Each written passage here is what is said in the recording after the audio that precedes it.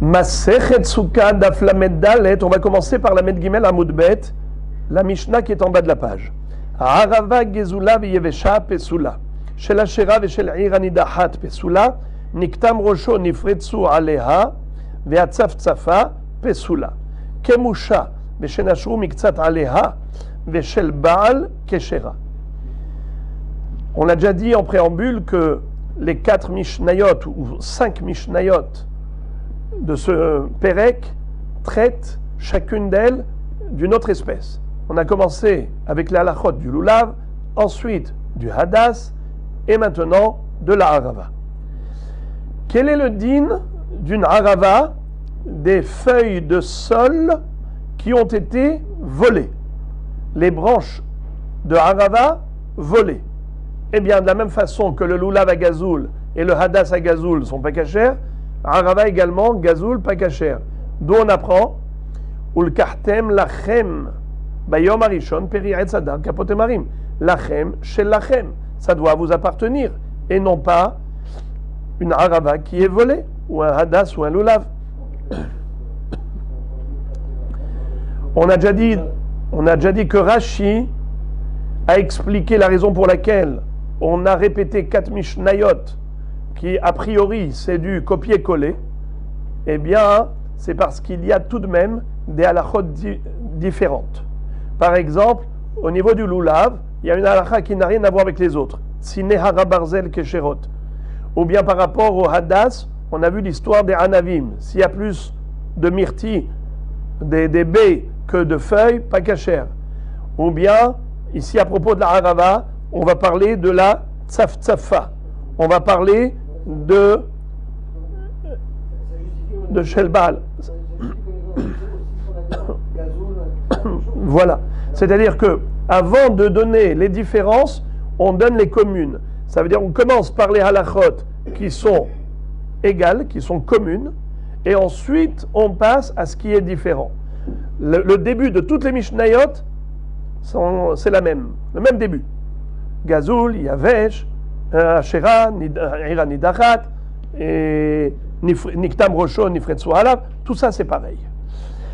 Alors, chez la Shera et chez l'Ira Nidachat, si c'est une harava qui a poussé sur un arbre de Avodazara, ou bien dans une ville où il y avait des Avodazara, étant donné que ce hadas, plutôt cette harava, est destiné à être brûlé, on a déjà dit que Katute Miktat Shi'ure. Étant donné que la Torah exige un shi'ur minimal de 3 tfahim pour la harava, si c'est considéré comme brûlé, il n'y a plus de shi'ur. Niktam Rosha, Nifretsu Aleha. Si les branches de harava ont été décapitées, on leur a coupé la tête, pas kasher. Nifretsu Aleha, si les feuilles sont tombées, pas kasher. Ve'at tzafzafa pesula. Voilà un chidouche. C'est quoi tzafzafa? On verra dans la Gemara que c'est une feuille qui ressemble un peu au hadas, mais c'est pas pareil. Qu'est-ce que je dis de bêtises? Pas hadas, harava. Tzafzafa, ça ressemble à harava, mais pas pareil. C'est pas identique.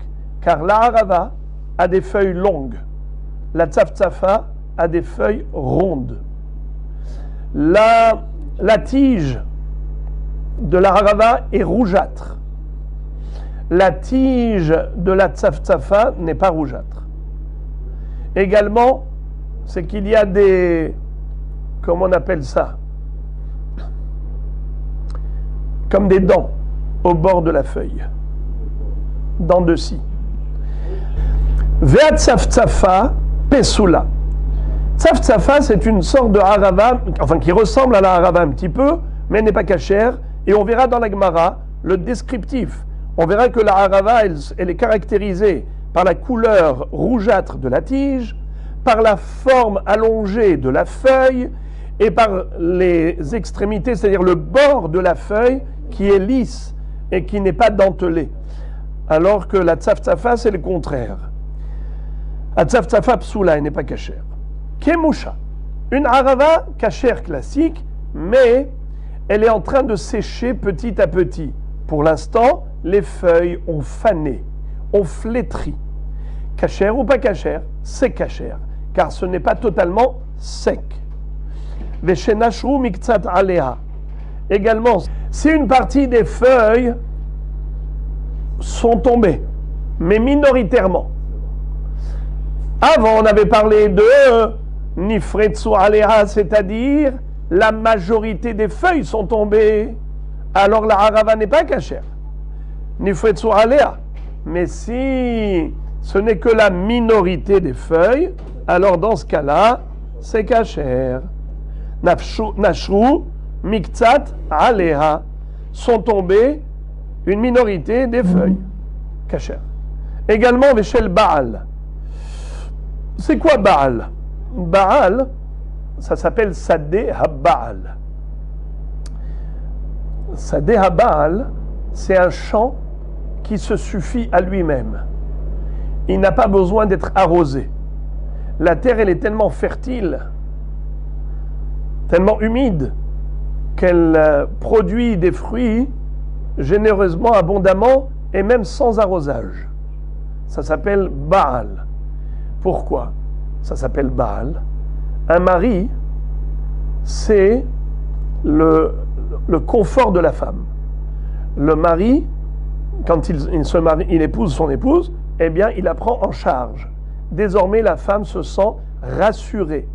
Elle a sur qui s'appuyer. Donc, le Baal, c'est l'assise. L'assise, le socle. C'est pour ça qu'il s'appelle Sadeh Betabal, dit Tiatvuta. Comme ça dit Rashi. Regardez s'il vous plaît les 6 dernières lignes de Rashi, en bas. Baal, karka she'ena tzricha lehashkot. Un champ qui n'a pas besoin d'être arrosé. Desagile bematar hashamaim.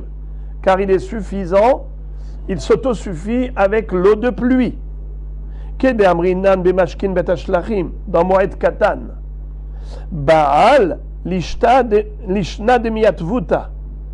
Le mot Baal, ça veut dire installation.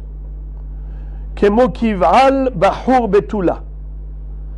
Metargeminan are kama de mitiatav elem im betulta. Lorsque la femme s'installe avec son mari, eh bien, elle est installée. Kiv'al bahur betula. Vehaï de paligleu bematnetin. Et maintenant, Rashi explique pourquoi est-ce qu'on a eu 4 Mishnayot différentes. Pourtant, il y a du copier-coller. Alors, il nous a expliqué parce que finalement, il y a des halachot qui sont différentes par rapport à chaque espèce. Vetzaf-tsafa lo shaykha ela be'arava. Très bien. Ok. Gemara. Tanu Rabanan arve nahal agedelin ala nahal. Qu'est-ce que c'est que arve nahal? Pourquoi la Torah a écrit pas simplement arava, elle a écrit arve nahal? C'est pour nous dire que ce sont des aravot qui poussent au bord des fleuves. Les seuls qui poussent au bord des fleuves. Arve nahal. Regardez la Braïta, qu'est-ce qu'elle dit? En li la arve nahal shel Baal ve shel harim minayin. Talmud lomar arve nahal mikol makom. Quel est le din si on a des arbres de haravot mais qui ne poussent pas au bord de l'eau, au bord du fleuve? Kasher ou pas kasher? Par exemple, ça pousse sur la montagne. Ou bien chez le Baal, ça pousse dans des champs qui se suffisent juste de quoi? De l'eau de pluie, pas de l'eau du fleuve. Alors, kasher ou pas kasher? Alors nous, on aurait pu penser que ce n'est pas kasher, car il est écrit dans la Torah, arve nahal, des haravot qui surplombent les fleuves, les plans d'eau. Eh bien, on te dit non. Étant donné que c'est écrit arve au pluriel, et non pas haravat nahal au singulier, Rashi nous dit à la fin de la page, arve mikol makom lachon rabim. C'est pour ça que la Torah elle a dit au pluriel, pour inclure d'autres catégories de haravot, pas seulement celles qui poussent au bord de l'eau, mais même celles qui poussent sur la montagne ou sur sa déballe. Les frères et les amis Regardez Rashi, l'avant-dernière ligne de Rashi. Gemara. Arve nahal agedelot ala nahal nahalemaim mitzvah bezo umihu shel baal keshera. Kedir kaman dirtiv arve lachon rabim. Rashi dit que de préférence, il faut prendre justement des haravot qui poussent au bord du fleuve. De préférence, mitzvah bezo. Mais si tu n'as pas ça, alors tu vas prendre même celles qui poussent loin. Rabotai, le Roche, n'est pas d'accord avec Rashi. Il dit, je n'ai jamais vu mes rabbanim aller chercher spécialement des haravot qui poussent au bord de l'eau. Ils prenaient n'importe quel harava. C'est-à-dire, la Torah, quand elle nous dit Arve Nahal, c'est un siman, c'est pas une siba. Je m'explique. Siman et siba. Est-ce que c'est un signe ou est-ce que c'est une cause? Quand on nous dit Arve Nahal, Arava qui pousse au bord de l'eau, d'après Rashi, c'est siba. Mais d'après le Roche, c'est siman. Qu'est-ce que ça veut dire? Est-ce que l'eau, c'est une raison de la cacheroute de la harava? Alors dans ce cas-là, c'est sûr qu'il faut préférer une harava qui pousse au bord de l'eau. Mais d'après le Roche, non. Quand la Torah a parlé du nahal, c'est juste pour nous désigner qu'est-ce qu'on appelle harava. C'est ce qui, en général, pousse au bord des fleuves. En général, au bord de l'eau, tu trouveras des haravot. C'est pour ça qu'on les appelle Arve Nahal. Diber Akatouf Bahove. La Torah, elle te parle du général, de la généralité. Mais, une fois que tu as compris de quoi je parle, tu as compris que je parle de cet arbre de sol, de feuilles de sol, de harava, tu as compris, c'est bon. Maintenant que tu as compris, parce que tu as été les identifier, ou tu les as identifiés au bord de l'eau, ça y est, tu as compris de quel arbre on parle. Même s'il est sur la montagne, c'est pareil, même s'il est loin de l'eau. Car ce n'est pas une cause de cacheroute, c'est un signe de cacheroute. Les seuls qui ont les branches rouges, on vous dit, parce qu'ils ont des branches D'ailleurs, qui sont près de l'eau. D'ailleurs, quel est le din si on a une harava qui n'a pas une tige rouge? Cachère ou pas cachère? Elle est cachère, comment ça se fait? J'ai pas besoin qu'elle soit rouge. C'est la catégorie qui, en général, a une tige rouge. Maintenant, si tu as une harava qui n'a pas pris le soleil, et elle est restée pâle, elle est restée verte, pas grave. C'est juste des signes. Bon. Arve Nahal Mikol Makom. Je passe au Daf Lamed Dalet.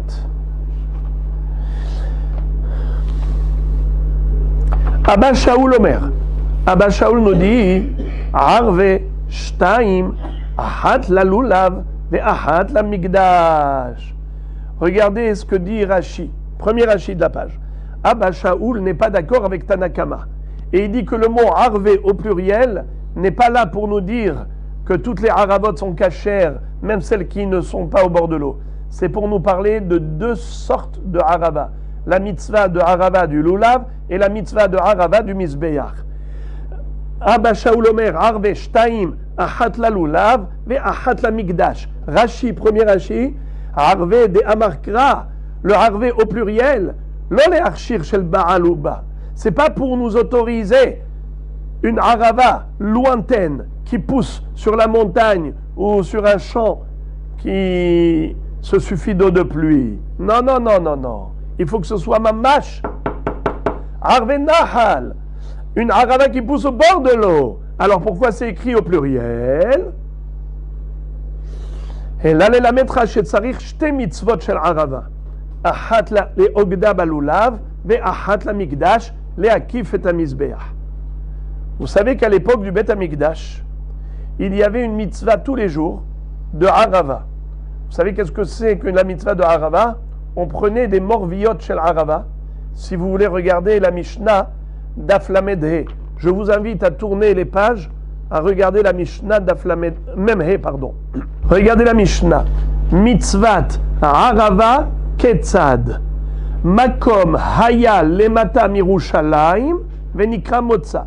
Il y avait un endroit en bas de Jérusalem qui s'appelait Motza. Yordim les Sham, on descendait là-bas Umelaketi misham murbiot shel arava. Et on allait cueillir là-bas des longues branches de arava. Ubain vezokfi notan betzide hamizbeach. Et on venait, on les mettait sur les côtés du mizbeach. Verashehem kfufin al gabe hamizbeach. Et ces aravot, vous savez combien elles mesuraient, ces branches? 11 coudées. Déjà, 10 coudées comme la taille du mizbeach, mais en plus une coudée de plus pour surplomber le mizbeach, se pencher sur le mizbeach. Comme ça, on entourait le mizbeach avec des aravot pendant les 7 jours de Sukkot. Mitzvat arava. Et à ce moment-là, qu'est-ce qu'on faisait? Tki'a, tro'a, tki'a. Avec les trompettes, on sonnait pour montrer la simha de la mitzvah. Ok. Je reviens donc à ce que Abba Shaul était en train de nous enseigner. Il nous a dit Ulkartem lachem bayom arishon, peri'et sadar kapot emarim, va'anaf et savot ve'arve nahal. Pourquoi arve au pluriel? Arve au pluriel, arava ahat la lulav, arava ahat la mikdash. La Gemara dit Verabanan, la mikdash minalehu.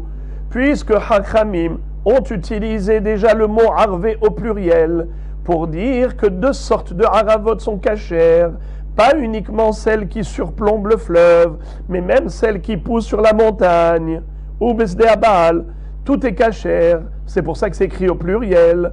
Alors d'où ils vont savoir qu'il fallait une harava dans le Beth Amikdash tout autour du Mizbeach?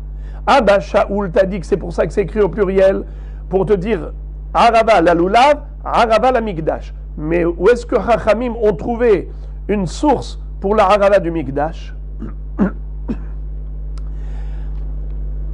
Réponse Minalehu ilcheta gemerelehu. La référence de Chachamim n'est pas le pasouk. C'est une halakha le Moshe Misinaï. Torah shebe alpe. On l'a reçu oralement par Moshe Rabbeinu. Que quoi? Que pendant les 7 jours de Sukkot, il faut mettre une harava autour du Mizbeach. Alors maintenant, si je vous pose la question, d'où sait-on qu'il fallait mettre une harava autour du Mizbeach? Qu'est-ce qu'il faut répondre? Mahloket. D'après Abba Shaul, on l'apprend du pasouk, arve nahal au pluriel, arve minimum, c'est 2, une harava la lulav, une harava la Mizbeach. Selon Hachamim, d'où on l'apprend? Halakha le Moshe Misinaï. Torah shebe alpe. C'est pas dans la Torah écrite. Car eux, le mot arvé, ils l'utilisent pour nous dire que pas seulement harava qui est au bord de l'eau, arvé nahal, mais même harava qui pousse sur une montagne. D'ailleurs, la Gemara nous dit, il n'y a pas que ça. De Amar Rabbi Assi, Amar Rabbi Yohanan, Eser Netiot, harava, Venisuch Hamaim, halakha le Moshe Misinaï.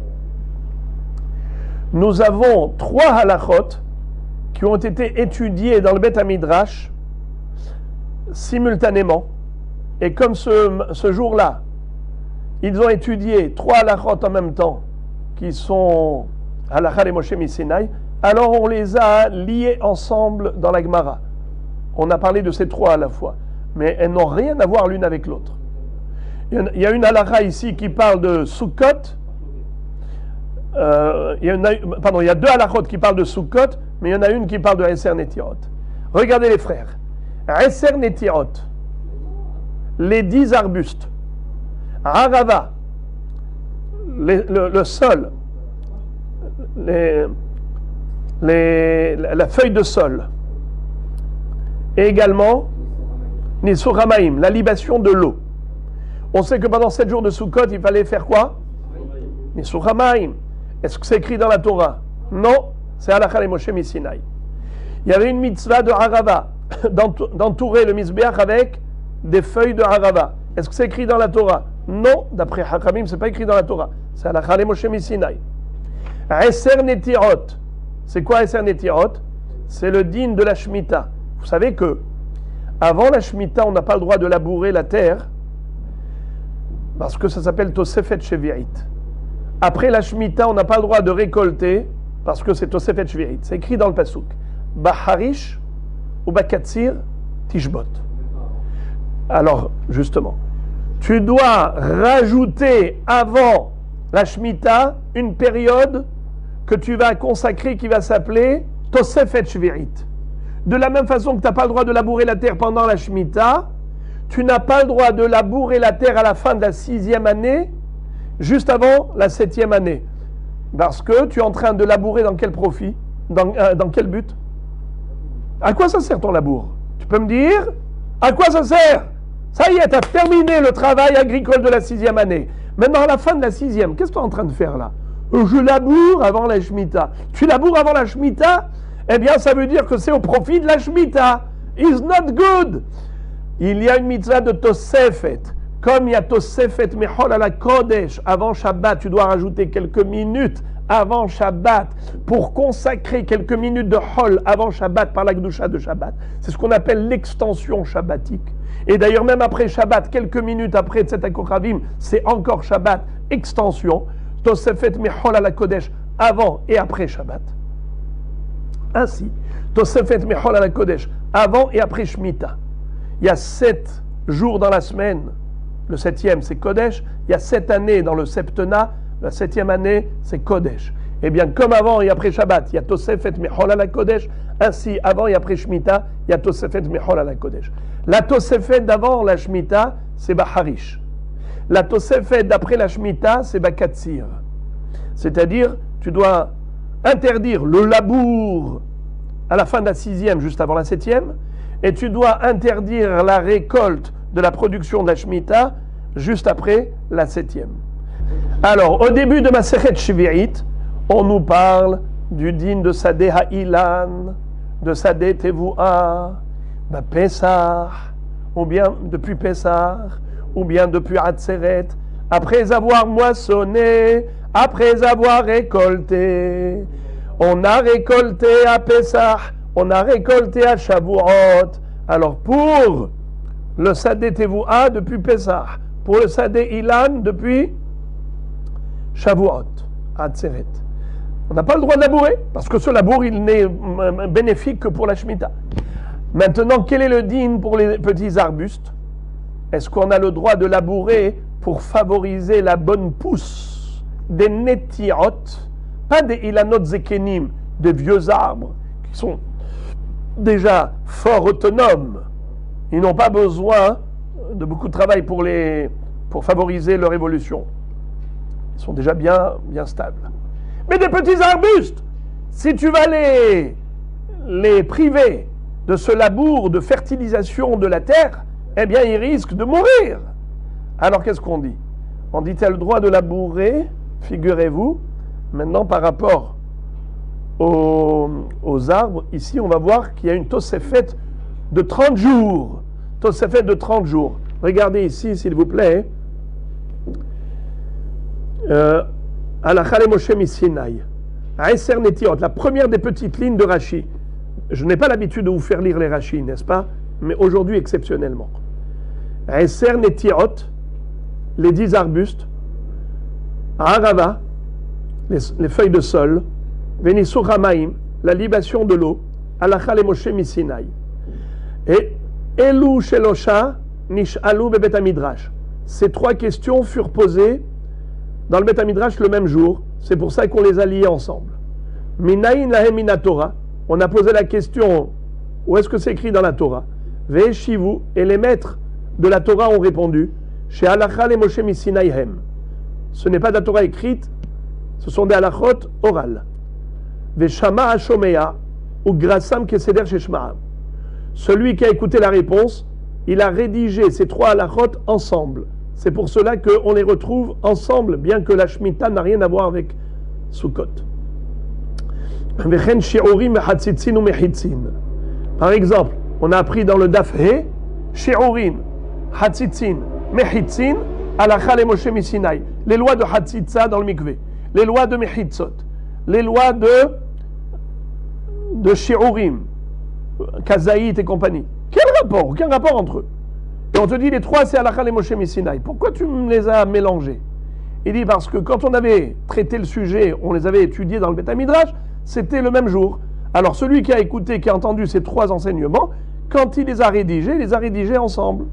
Shema'an hashomea vesidran keseder chez Shema'an. Vechen bechol makom, eser netirot.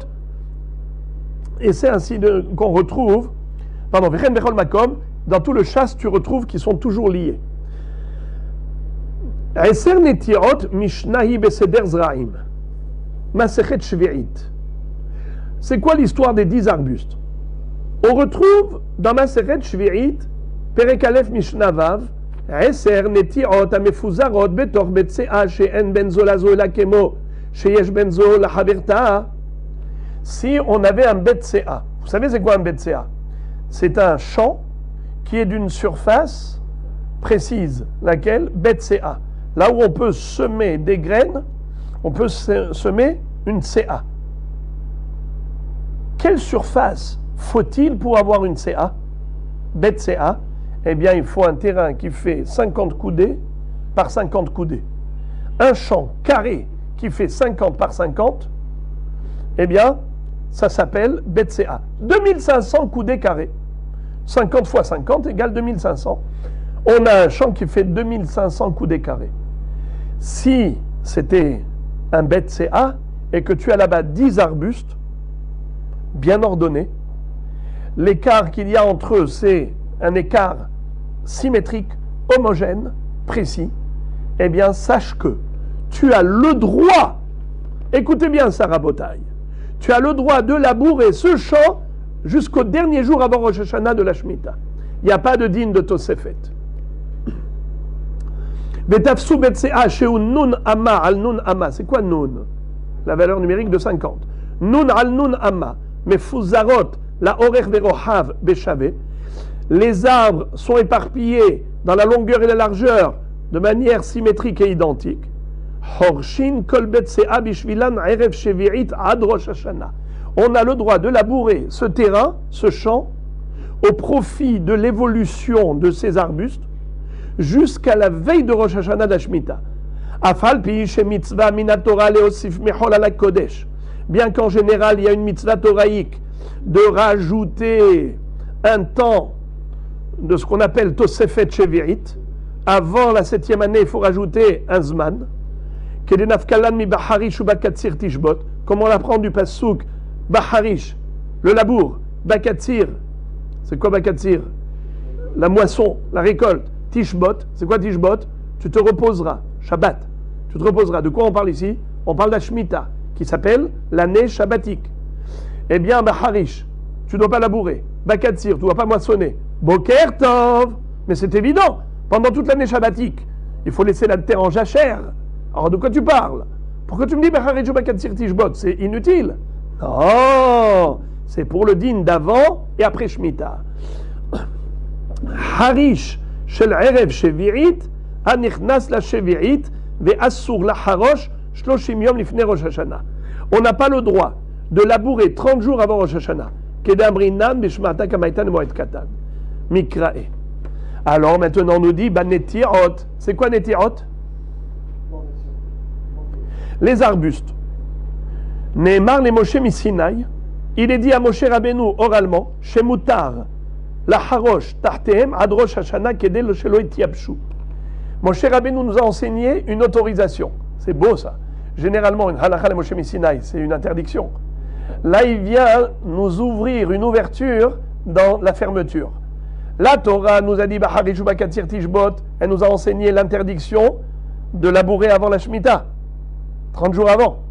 Mais maintenant, la halakha de Moshe Misinaï vient nous dire attention, il y a une exception. Si on a 10 arbustes qui sont éparpillés dans un champ de 50 par 50 coudées, is very good. Tu peux labourer pour bonifier la terre en dessous de ces petits arbustes pour qu'ils puissent bien évoluer. Tu as le droit jusqu'au dernier jour de la 6e année. Tanoura Banan, la Baraïta nous enseigne Arve Nahal, Hagedelot ala Nahal, Prat le Tzaf-Tzafa, Hagedela, Beneharim. C'est-à-dire, du mot Arava et qui pousse au bord de l'eau, on a compris que la Tzaf-Tzafa n'est pas cachère. La Tzaf-Tzafa, elle, comme on a déjà dit, que la Mishnah l'a disqualifiée, bien que ça ressemble un peu à la Arava, mais étant donné que la Tzaf-Tzafa, dans l'absolu, ne pousse pas autour des plans d'eau, ce n'est pas l'emplacement des Tzaf-Tzafot. Les Tzaf-Tzafot ne poussent pas au bord de l'eau. Eh bien, ce n'est pas une arava. Ça n'a pas été cachérisé. La Torah nous a dit arve nahal, des aravot, qui poussent généralement au bord de l'eau, et pas une tzaf-tzafa qui, elle, ne pousse pas au bord de l'eau.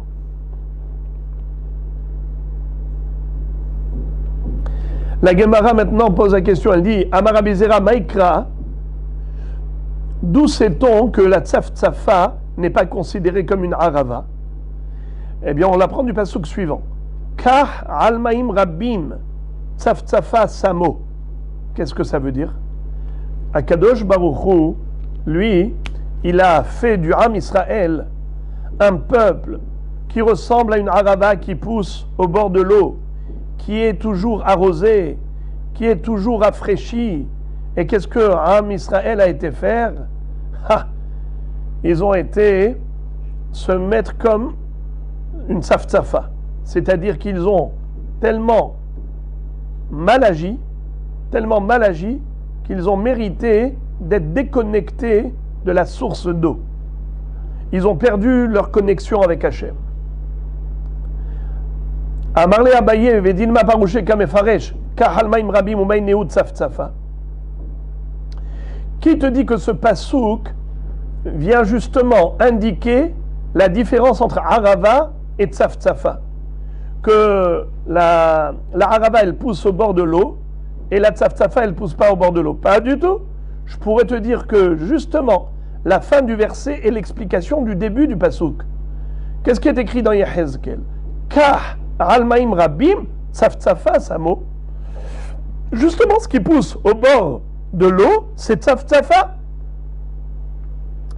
Il lui a répondu, Rabbi Zera Abaye, imken maï samo.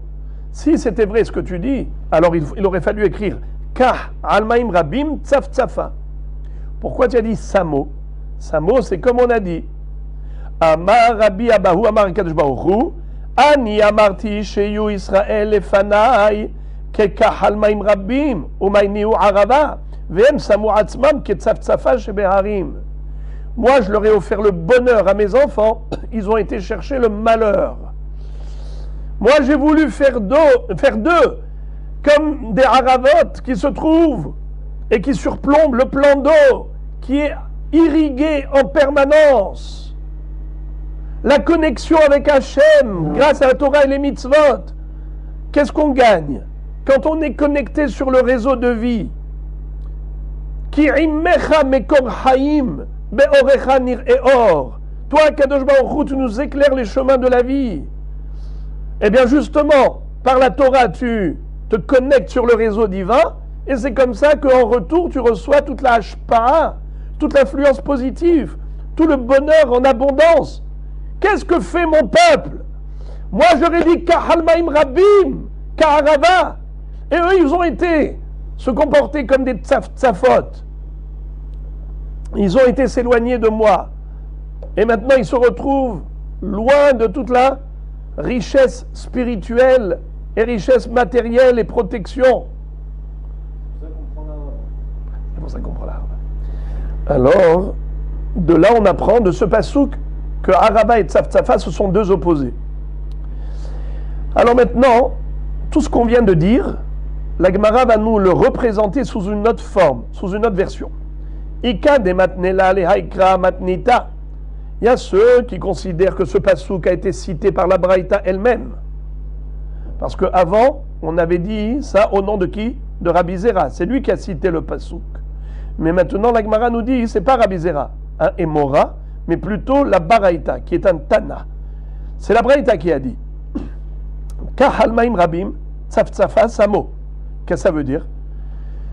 De ce pasouk, la Braïta déduit que la Tzaf-Tzafa et la Arava, ce sont deux sortes de catégories totalement distinctes. Arava kacher, Tzaf-Tzafa pas kacher. Matkif la Rabbi Zera avedin ma parouché kamefaresh, Kahalmaim Rabim, Maïnihu Tzaf-Tzafa. Comment la Baraïta a pu déduire de ce pasouk de Yechezkel que la Tzaf-Tzafa n'est pas une Arava, n'est pas cachère pour la Arava? Mais au contraire, ce pasouk, je peux l'interpréter différemment que Kahalmaim Rabim, Tzaf-Tzafa, Samo. Alors il lui dit non, Imken Maï Samo. Si le mot Tzaf-Tzafa, c'était la suite de Kahal Maim Rabim et non pas l'opposé, alors pourquoi il y a écrit le mot Samo? Il aurait fallu dire Kahal Maim Rabim, Tsaf Tsafa. Le mot Samo, ça veut dire que tu as remplacé la Harava qui est Al Maim Rabim par une Tsaf Tsafa. Et d'ailleurs, Akadosh Baruch Hu s'en lamente. Amar Rabbi Abahu, Amar Akadosh Baruch Hu, Ani Amarti Sheiyul Israël Lefanai Kekah Al Maim Rabim. Moi, j'ai voulu faire du Ham Israël comme une Harava qui est enracinée au bord de l'eau et qui est toujours arrosée par Maim Rabim, Umayni ou Harava, Vehem Samu Atzmam Ketzaf Tsafa chez Beharim. Et eux, ils se sont tellement mal comportés jusqu'à s'éloigner de moi et ils se sont éloignés en quelque sorte dans le machal, dans la parabole, ils se sont éloignés de l'eau qui est la source de vie pour l'arbre. Ils se sont comportés comme une tsaf-tsafa qui se trouve dans les montagnes. Tanu Rabanan ezeu arava vezeu tsaf-tsafa. La Baraïta demande quel est le descriptif d'une arava et quelles sont les caractéristiques d'une tsaf-tsafa. Arava kaneshela adom ve'aleshela mashur ufia halak. Une arava, elle a une tige rouge, elle a une feuille rallongée et elle a le bord de la feuille qui est lisse. Tsaf-tsafa, c'est le contraire. Kaneshela lavan ve'aleshela agol upia domé les magal. La tige, elle est blanche, la feuille, elle est ronde et le bord de la feuille ressemble à une scie, ressemble à une faucille qui a donc des dentelles. Veha tania domé les magal kacher, domé les massar. Pasoul, je comprends pas. Pourtant, il est écrit que si la feuille de la harava ressemble à un magal, une faucille, c'est kacher. C'est seulement si ça ressemble à un massor. Massor, ça veut dire une scie. C'est pasoul. Quelle est la différence entre massor et magal? Massor, c'est une scie. Magal, c'est une faucille. La scie, elle a des dents qui sont droites. La faucille, elle a des dents qui sont inclinées. Ça veut dire que quand vous passez la main d'un côté, vous voyez, c'est lisse. Quand vous passez de l'autre, eh bien là, il y a les pics. Ça accroche. Alors, la harava, si elle a des petites dentelles qui sont inclinées, alors c'est kasher. Mais si ça ressemble à une scie, des dents droites, pas kasher. Alors la Gemara nous dit, comment tu me dis que la tsaf-tsafa, elle est domée les magal? C'est la raison pour laquelle elle n'est pas kasher. Mais pourtant, même la harava, elle peut être domée les magal et pourtant elle est kasher. Amarabaye qui tanya hahi behilfagila. Qu'est-ce que ça veut dire? En effet, il existe la fameuse harava qui porte un nom, Hilfagila. Vous avez déjà entendu parler de Hilfagila? Moi non plus.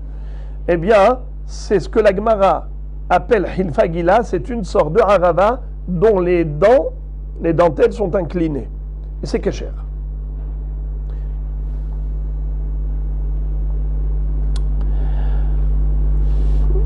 Regardez s'il vous plaît Rashi. Hilfagila. Ishkachata Hilfagila min arava kesherahi ou pia domé les magal aval sh'ar arava pia halak. C'est-à-dire que en général,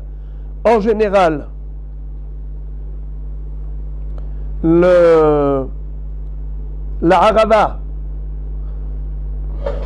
qui a des dents, en général la harava elle est lisse.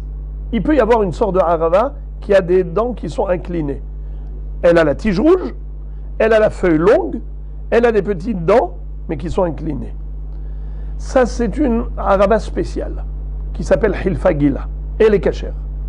Mais une harava classique, elle est lisse. Alors que toutes les tsaf-tsafot, elles sont toutes avec des dents. Voilà pourquoi la tsaf-tsafa est désignée comme une catégorie à part qui n'est pas kasher. Amar Abaye shma mina hilfagila kasher leosha'ana. Abaye dit, de là j'apprends que hilfagila c'est kasher pour le lulav. Agmar dit pshita, on vient d'apprendre dans la braïta. Qu'est-ce que tu m'apprends de plus? Alors la Gemara dit, Maoudetema, j'aurais pu croire, oh, il veit leshem leva ilonit kacher kamash malan. Étant donné que Hilfagila, c'est un surnom, j'aurais pu croire qu'on ne permet que la harava, stricto sensu. Mais celle qui a un surnom, tel que Hilfagila, j'aurais dit, attends, ça c'est pas de la harava, ça, pas kacher. Eh bien, c'est ça le chidouche. Hilfagila, même si c'est un surnom, c'est kacher. La Gemara dit, pourquoi c'est kacher? Veima chinami, behemet, puisque c'est un surnom, tu devrais dire que ce n'est pas kacher.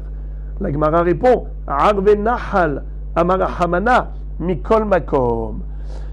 Toutes sortes de harava, arve nahal, toutes sortes de harava, même celle qui a un surnom, est kacher à partir du moment où elle fait partie de la catégorie des haravot qui poussent au bord des fleuves. Hein? Comme on a vu ça, Hazak, c'était kacher aussi. Amara frisda hanetlat mile shtane shemayhu miki hara bet amigdash. La Gemara ouvre une parenthèse. La Gemara dit que après la destruction du temple, la galoute a fait que les gens ont perdu leur latin, façon de parler. Ils ont perdu le vocabulaire. Avant, les gens étaient précis. Après la destruction du temple, avec le balagan, les gens ont fait du balagan même dans le langage. Ça veut dire qu'ils étaient capables d'inverser carrément les notions. Le noir, il appelait blanc, et le blanc, il appelait noir. Et ça, on le retrouve par rapport à plusieurs choses. Hanetlat mile, 3 notions dont l'appellation a été inversée après la destruction du temple. Par exemple, halafta, arvata, arvata, halafta. Halafta, c'est la tzaf-tzafa, qui n'est pas cachère. Arvata, c'est la harava, qui est cachère. Eh bien, figurez-vous qu'après la destruction du temple, comment les gens appelaient la harava? Ils l'appelaient tzaf-tzafa. Ils l'appelaient halafta. Et comment ils appelaient la tzaf-tzafa, qui n'est pas cachère? Ils l'appelaient arvata. Alors quelqu'un, il vient, il t'achète, il dit, donne-moi de la harava. Surtout ne lui donne pas de la harava, donne-lui de la tzaf-tzafa. Quelqu'un qui te dit, donne-moi de la tzaf-tzafa, ne lui donne pas de la tzaf-tzafa, donne-lui de la harava. Parce qu'après la destruction du temple, les Amé Haaretz ont commencé à inverser les appellations. Donc il faut être au courant de l'ignorance des gens pour s'adapter. Il ne faut pas se dire, ouais mais moi dans le langage hébraïque, harava c'est des feuilles de sol, tzaf-tzafa c'est des feuilles là, les rondes là qui ne sont pas cachères. Il m'a demandé que je lui vende la harava. Nachon? Ou bien il m'a demandé la tzaf-tzafa. On te dit non, n'écoute pas ce qu'il te dit, comprends ce qu'il veut te dire. Pourquoi cette inversion, pourquoi après le Tamidach, dans le langage, j'ai eu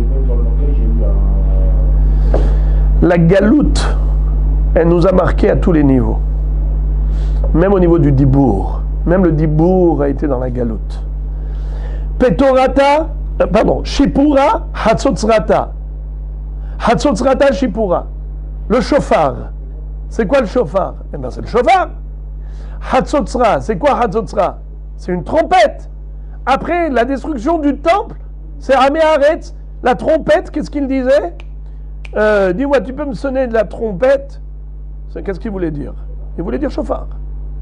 Quand il dit, dis-moi, tu peux me vendre un chauffard? Il ne veut pas acheter un chauffard. Il va acheter une trompette. Ou bien, alors la Gemara, voilà exactement. Alors, je reprends, parce que j'ai sauté des lignes. Amara Frisda, Rafrizda nous dit, Hanet latmile, Ishtane shemayhu, Meki harab et amigdash. Les 3 choses suivantes, leur appellation a changé après la destruction du temple. Halafta, arvata, arvata, halafta. Halafta, c'est la tzaf-tzafa. La tzaf-tzafa, on l'appelait harava, et la harava, on l'appelait tzaf-tzafa. Maïnafkamina, pourquoi c'est important de nous le dire? Les loulav. Si jamais Ama Haaretz, aujourd'hui, il te demande, dis-moi, Rabbi, qu'est-ce que je dois mettre dans mon bouquet? Dis-lui, mets de la halafta, mets de la tzaf-tzafa. C'est ça ce que tu dois lui dire, mets de la tzaf-tzafa. Lui, il dit, mais quoi de la tzaf? Bien sûr, parce que lui, la tzaf-tzafa, c'est comme ça qu'il appelle la harava. Si tu vas lui dire mets de la harava, il va te mettre de la tzaf-tzafa dans le bouquet. Alors qu'est-ce qu'il faut lui dire? Mets de la tzaf-tzafa, comme ça il mettra de la harava.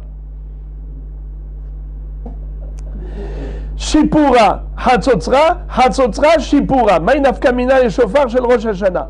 Le Hamaretz, il vient, il te dit, Rabbi, il paraît qu'il faut sonner. Qu'est-ce qu'il faut que je sonne?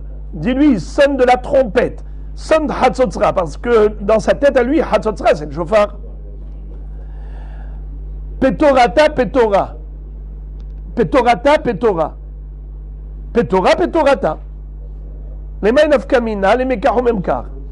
Si tu es menuisier et quelqu'un vient te commander une table, tu dois savoir comment on dit une petite table, comment on dit une grande table. Avant la destruction du temple, comment on appelait une table? Petora. Comment on appelait une petite table? Petorata. Après la destruction du temple, ils ont inversé. Alors maintenant, il passe une commande. Il te passe une commande. Il te dit, je veux que tu me fabriques une petorata. Fais-lui une grande table. Il te dit, je veux une petora. Fais-lui une petite table. Amar Abaye, Afani Omer, Bekase, Huvlila, Bekase. Les Maïnaf Kamina, les Mahatanimtsa, Be'ovi, Betakosot. Qu'est-ce que ça veut dire? Nous avons une halakha concernant les tréfotes.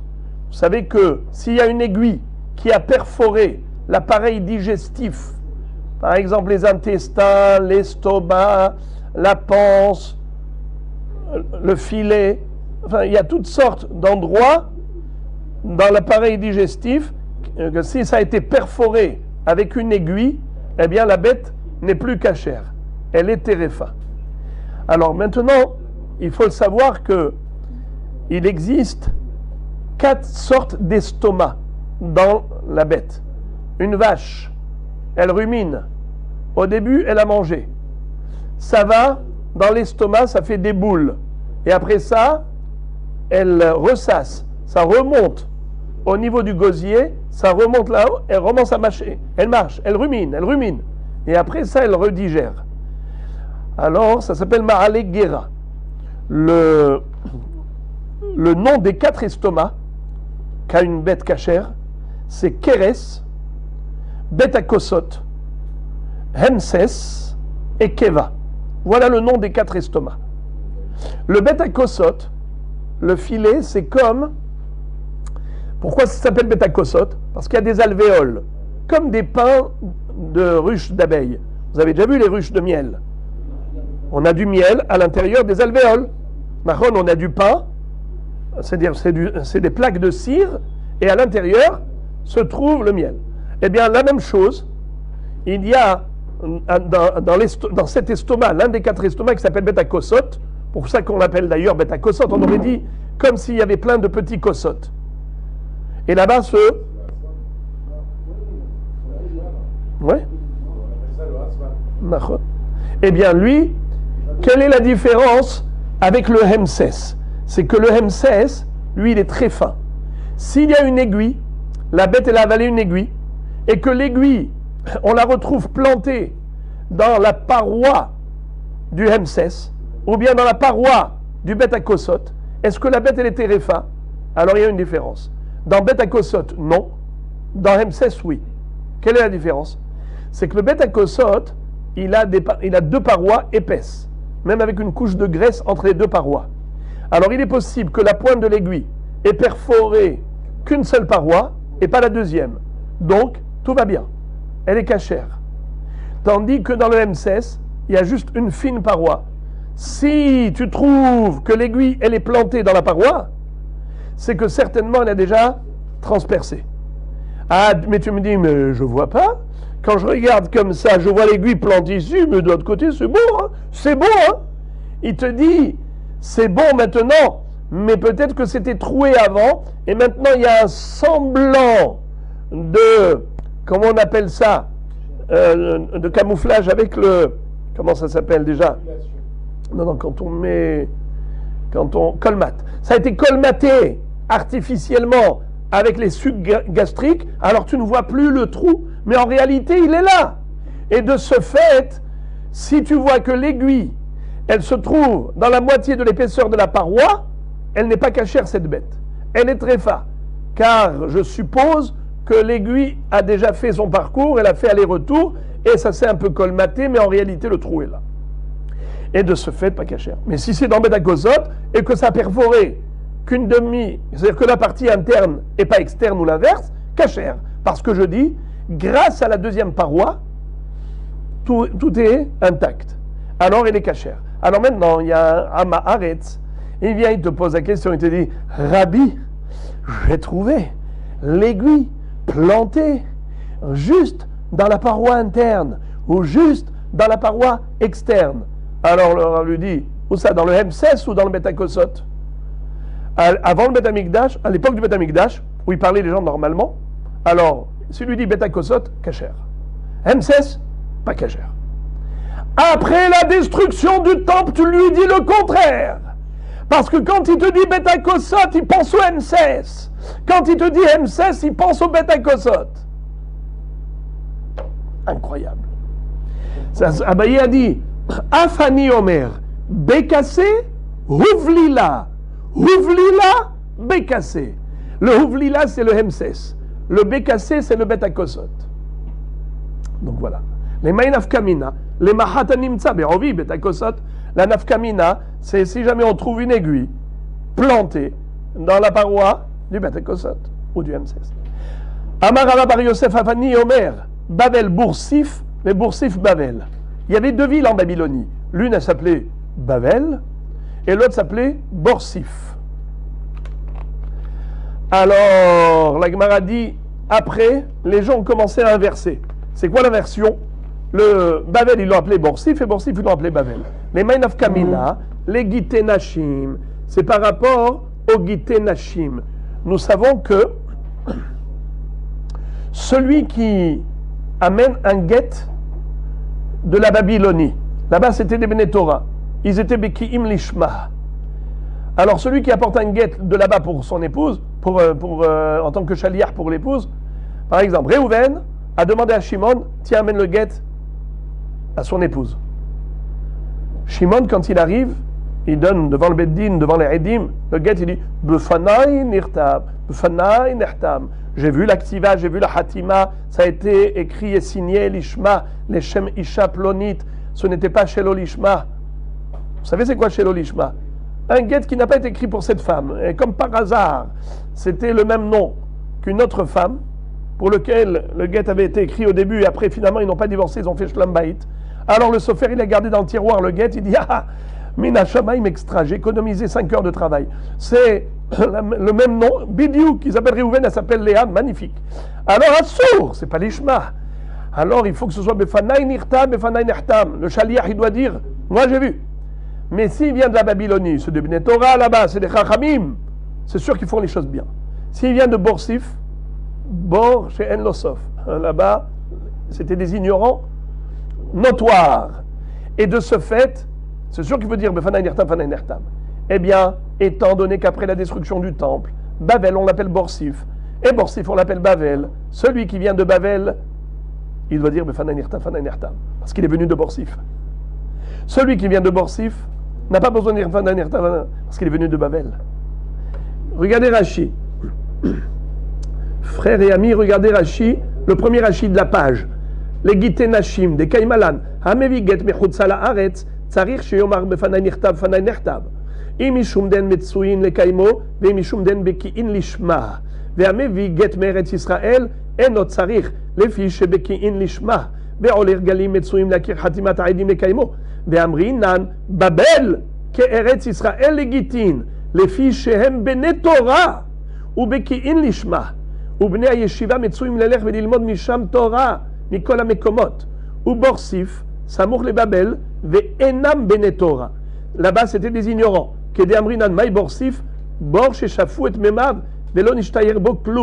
Pourquoi on l'appelle Borsif? C'est comme un bord à qui on a été chaf et memav, on l'a vidé de son contenu, il ne reste plus une goutte d'eau. Il n'y avait plus une goutte de Torah là-bas.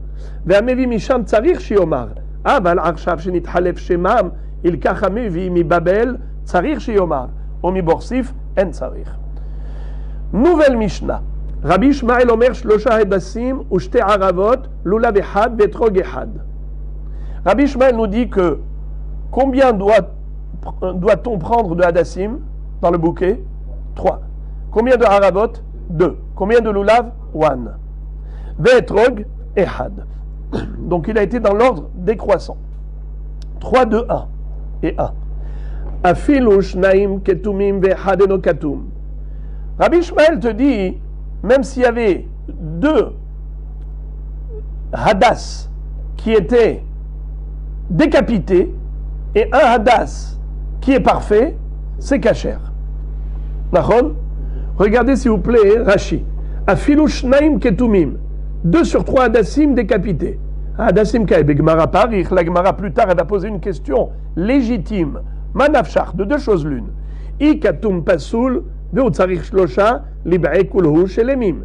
Ve'i katum kasher l'archir shloshtam ktumim. La Gemara dit de 2 choses l'une. Soit Rabbi Ishmael exige que ce soit 3, il exige que ce soit parfait et pas décapité. Alors les 3, ils doivent être parfaits. Comment il autorise 2 décapités sur les 3? Et si pour lui, décapité, ce n'est pas grave, alors il aurait dû autoriser même les 3 décapités. C'est quoi 2 et 1? Il faut 3 hadassim, mais ce n'est pas grave s'il y en a 2 parmi les 3 qui ont la tête coupée. Mais Mazé, si tu me dis que quand ils ont perdu la tête, ce n'est pas bon, alors les 3, ils doivent avoir la tête. Et si tu me dis que ce n'est pas grave, s'il y en a 2 qui ont la tête coupée, alors même le 3e, tu peux lui couper la tête.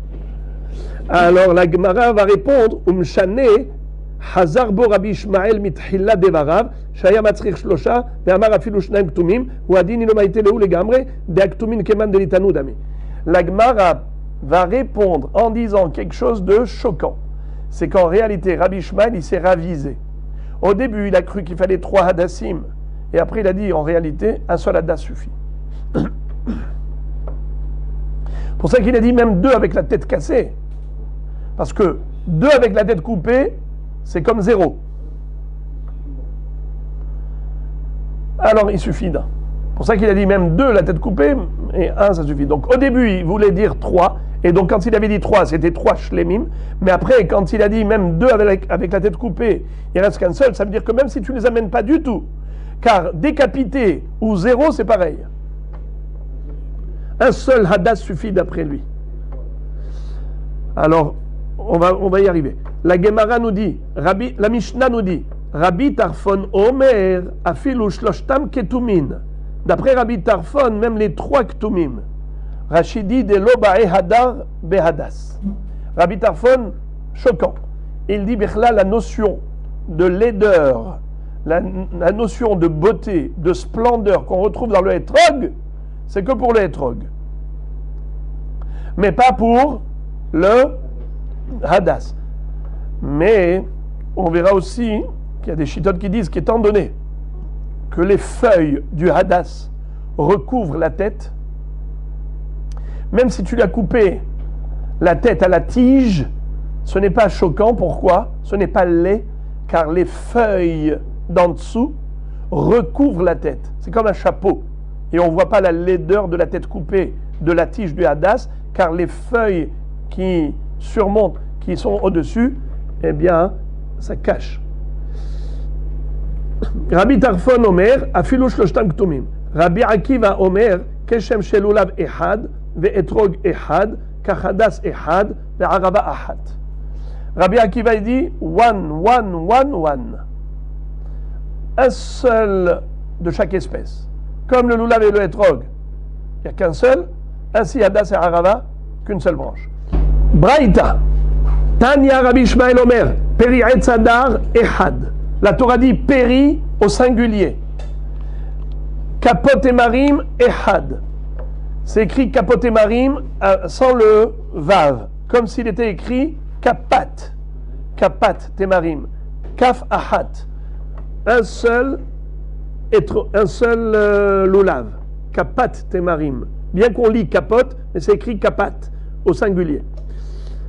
Anaf, etz, avot, shelosha. Anaf, etz, avot, rashidi. Anaf, 1. Etz, 2. Avot, 3. Shlosha. Arve nahal, shetaim. Arve Nachal, c'est au pluriel. Aravim, Aravot. C'est pour nous dire deux Aravot. Comme on a vu dans la Mishnah, que selon Rabbi Ishmael, même s'il y en avait deux qui étaient décapités, deux hadassim sur trois, eh bien, c'est encore kasher. Rabbi Tarfon Omer Shelosha, Vafilu Shloshtam Ketumim. Rabbi Tarfon exige trois hadassim, et même s'ils sont décapités. Rabbi Akiva Omer Keshem Shelula Vehad, Vetrog Ehad, Kachadas Ehad, Ve'arava Ehad. Rabbi Akiva dit il est suffisant d'avoir un seul objet de chaque espèce. Amar le Rabbi Eliezer va dire Yachol Yetrog Iman Baguda Ahat. Est-ce que le etrog doit faire partie du bouquet? Est-ce qu'il faut attacher le etrog avec les trois autres? Amart, réponse Vechi ne'emar peri'etz hadar ve kapot emarim ve'alolo ne'emar ela kapot emarim. Qu'est-ce que ça veut dire? Il est écrit dans la Torah, vous prendrez ul kartem lachem bayom arishon peri'etz hadar. C'est quoi? Le fruit splendide, c'est le etrog. Kapot emarim, une palme de palmier, lulav. Va'anaf etzavot, hadas. Ve'arve nahal, arava. Vous avez remarqué que le vav, il est que dans les derniers, pas entre le premier et le deuxième. Ul kartem lachem bayom arishon peri etzadar, kapot emarim. Va'anaf etzavot, ve'arve nahal. Il y a le vav. Pourquoi tu n'as pas dit kapot emarim, peri etzadar, ve kapot emarim? C'est pour te dire que le vav à hibour, la conjonction de coordination, elle n'est que entre les trois derniers. Lulav, hadas, arava, dans le même bouquet. V. Tandis que entre le etrog et les autres, il n'y a pas de V. Il n'y a pas de conjonction de coordination. Car en effet, il ne faut pas l'attacher le etrog dans le même bouquet.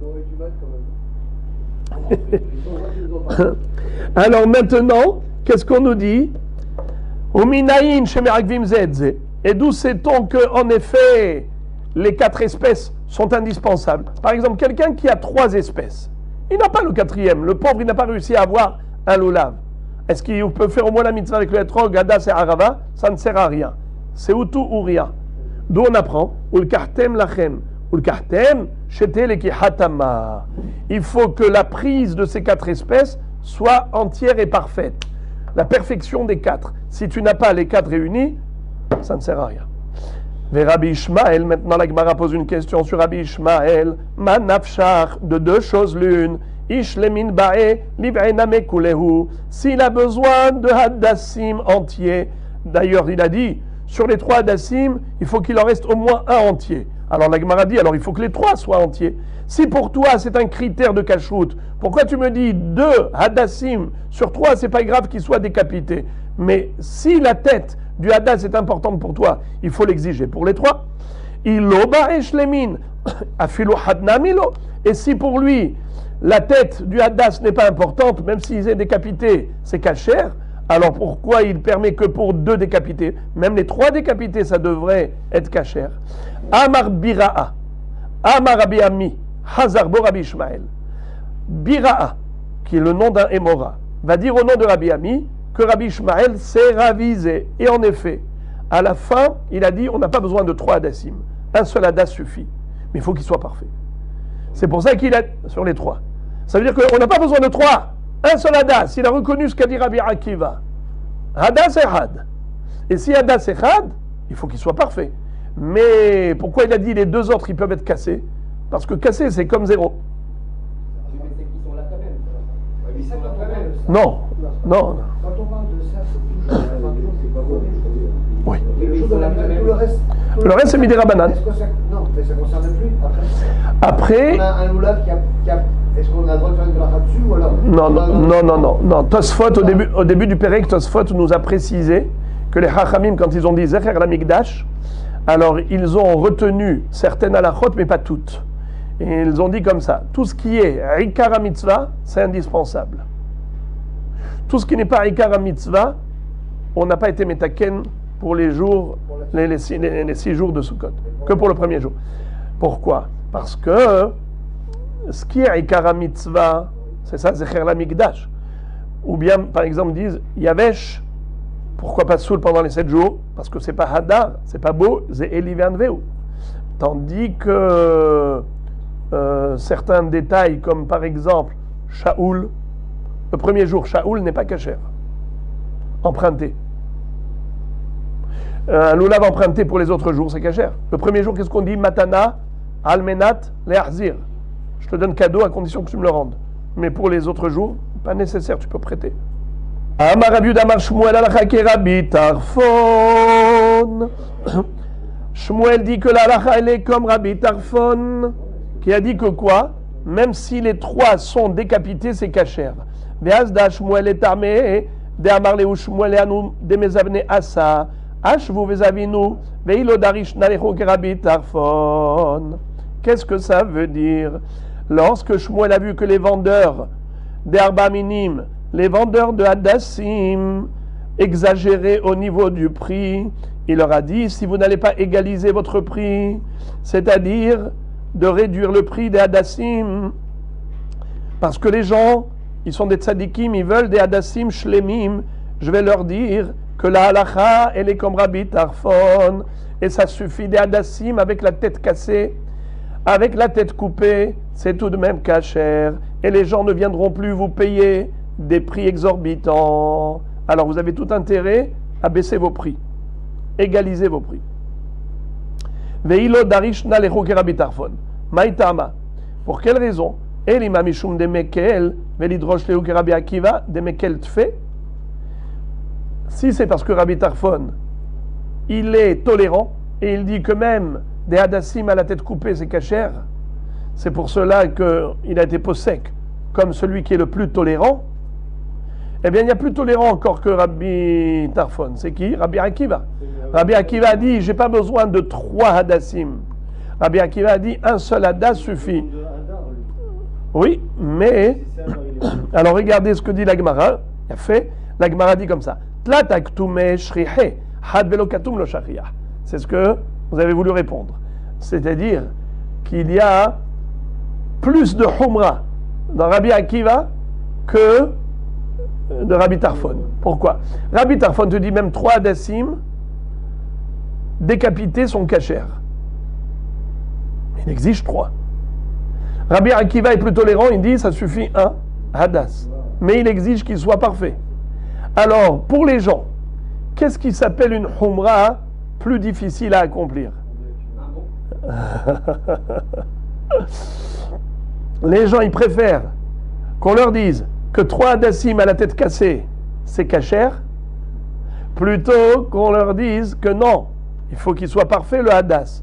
Mais ça suffit une seule branche. Car il est plus difficile de trouver dans le marché un hadas parfait, entier, plutôt que 3 décapités.